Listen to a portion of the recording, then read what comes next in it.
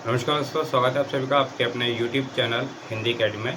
हम लोग यहाँ पर तैयारी कर रहे हैं टीजीटी और पीजीटी हिंदी के लिए, जिसमें एक महत्वपूर्ण प्रश्नों की श्रृंखला चल रही है।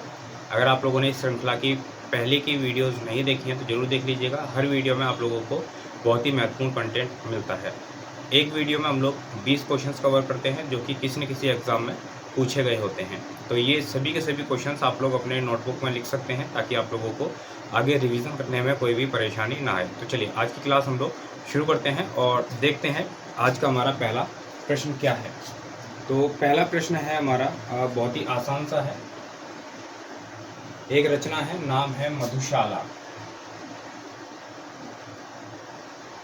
और आपसे पूछा गया है ये जो मधुशाला है इसके रचयिता कौन है। तो इसके रचयिता है हरिवंश राय बच्चन जी।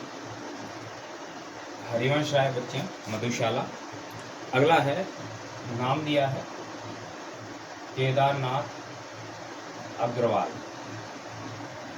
और आपसे पूछा गया है ये कौन से काल के कवि हैं। केदारनाथ अग्रवाल कौन से काल के कवि हैं, तो ये हैं प्रयोगवादी।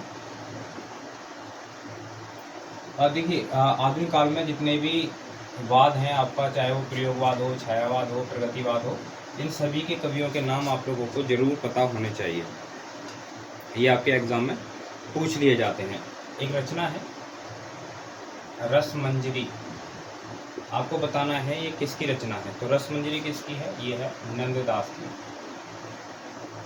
और नंददास की मंजरी आपको जरूर पता होना चाहिए, क्योंकि मंजरी के नाम से और भी रचनाएं हैं इनकी जो कि आपके एग्ज़ाम में पूछी जाती हैं और काफ़ी महत्वपूर्ण है।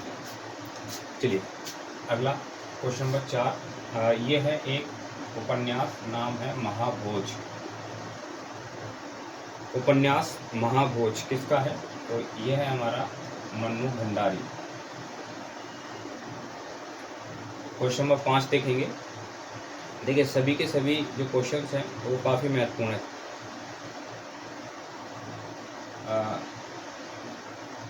छंदों में गणों की संख्या कितनी होती है, ये आपसे पूछा है। छंदों के अंदर गणों की संख्या कितनी होती है, तो गणों की संख्या छंदों में होती है 8। चलिए अगला क्वेश्चन, देवनागरी लिपि में प्रारंभिक सुधारकर्ता कौन थे। देवनागरी के प्रारंभिक सुधारकर्ता, देवनागरी लिपि के प्रारंभिक सुधारकर्ता कौन थे, ये आपको बताना है।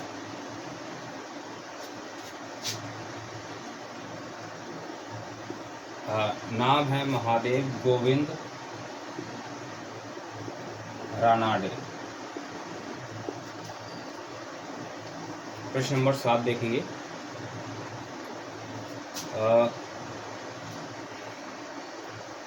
गोल्ड स्मिथ की कृति है ट्रैवलर, इसका अनुवाद किसने किया है, ये आपको बताना है। गोल्ड स्मिथ की कृति ट्रैवलर, इसका अनुवाद किसने किया है, तो अनुवाद किया है श्रीधर पाठक ने।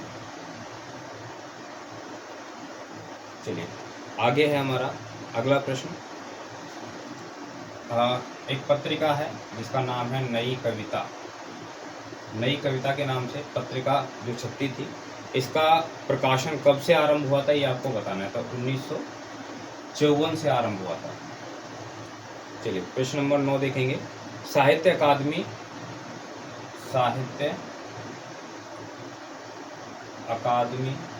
के प्रथम अध्यक्ष कौन थे।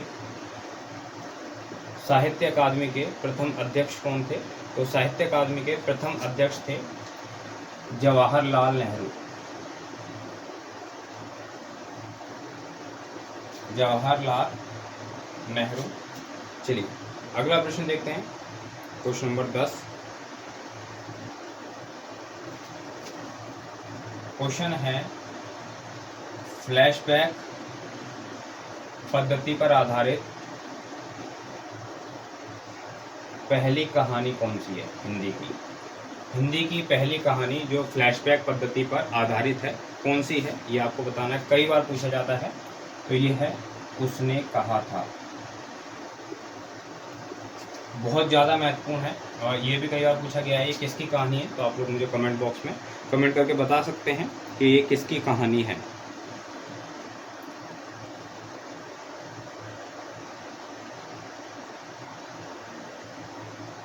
जुगलबंदी ये एक उपन्यास है और इसका केंद्र या फिर मुख्य विषय क्या है ये आप बताएंगे। तो इसका मुख्य विषय जो है वो है दलित जीवन। ये दलित जीवन पर आधारित उपन्यास है, कई बार पूछ लिया जाता है। अगला देखेंगे 12 नंबर। रचना का नाम है रात में हारमोनियम। रात में हारमोनियम ये किस विधा की रचना है ये आपको बताना है। रात में हारमोनियम तो कविता है, किसकी है ये आप बताएं। 12 क्वेश्चंस हो गए हैं हमारे। चलिए इनको रफ करते हैं और आगे चलते हैं। और साथ ही इसी प्रकार के क्वेश्चंस आप लोगों को ई बुक के रूप में भी मिल जाते हैं जो कि उपलब्ध हैं हिंदी अकेडमी पर। आप चाहें तो उनको ले सकते हैं। सामने बोर्ड पर नंबर लिखा हुआ है, उस नंबर पर व्हाट्सअप करें, लिंक आपको मिल जाएगा, वहाँ से जाके आप परचेज़ कर पाएंगे बहुत ही मामूली सी कीमत देकर। ये प्रश्न सारे के सारे आप लोगों को बहुत ज़्यादा हेल्प करेंगे आपकी परीक्षा में। चलिए अगला क्वेश्चन देखते हैं।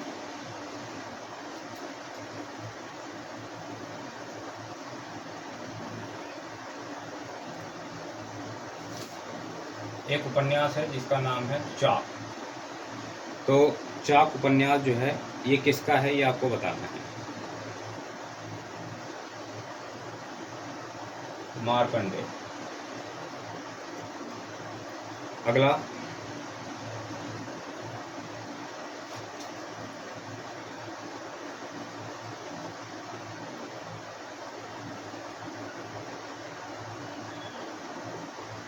आषाढ़ का एक दिन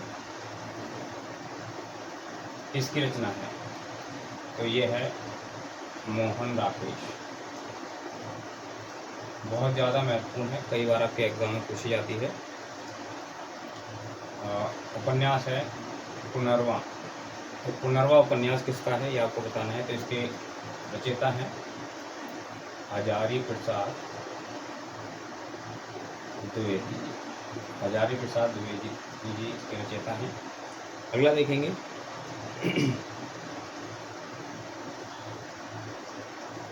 मानुष प्रेम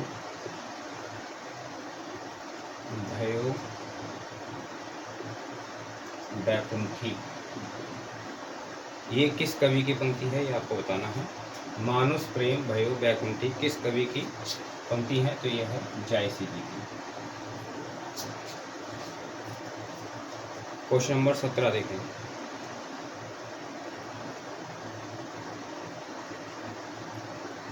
खड़ी बोली का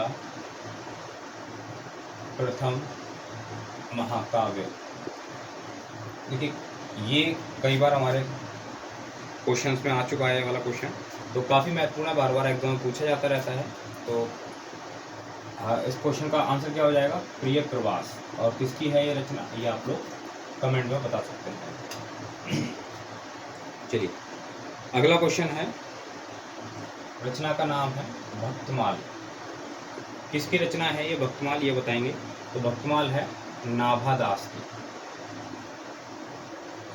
क्वेश्चन नंबर 19 देखेंगे। बीसल देव रासो किसकी है।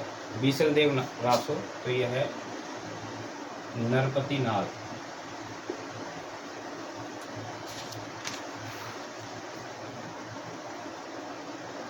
और आज का इस क्लास का आखिरी प्रश्न है, पूछा गया है निराला जी किस पत्रिका का संपादन करते थे।